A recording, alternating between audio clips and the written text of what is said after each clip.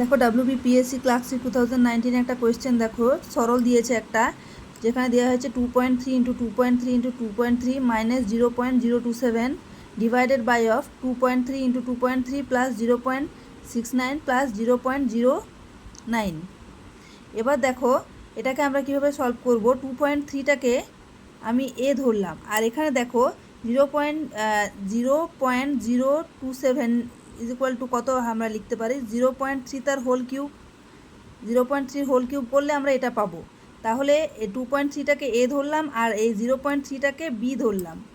তাহলে এখানে আমরা কি পাচ্ছি, এখানে 2.3 ইন্টু 2.3 ইন্টু 2.3 মানে হচ্ছে এ কিউ, মাইনাস এখানে লিখছি এটা বি ধরেছি তাহলে B Q, divided by of 2.3 into 2.3 মানে হচ্ছে এ স্কোয়ার, প্লাস এখানে 2.3 ইন্টু 0.3 কত পাবো আমরা 0.69। তাহলে এখানে আমি লিখব এ বি প্লাস এখানে 0.09 হচ্ছে 0.3 এর হোল স্কোয়ার, তাহলে এখানে হচ্ছে বি স্কোয়ার লিখবো এখানে আমরা 0.3 তার হোল স্কোয়ার না লিখে।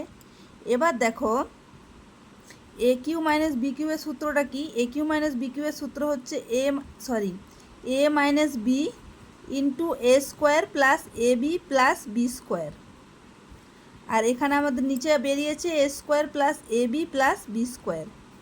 এবার দেখো ওপরে আর নিচে এ square plus A B plus B square কাটলাম, ওপর নিচে এটা কাটার পর আমি কি পাচ্ছি এ মাইনাস বি পাচ্ছি, অর্থাৎ এখানে এ ধরেছি কোনটা 2.3 আর বি ধরেছি 0.3। তাহলে এখানে 2.3 মাইনাস 0.3 সমান সমান 2 হচ্ছে আমাদের এখানে অ্যান্সার। তাহলে সরলতম মান কত হবে 2।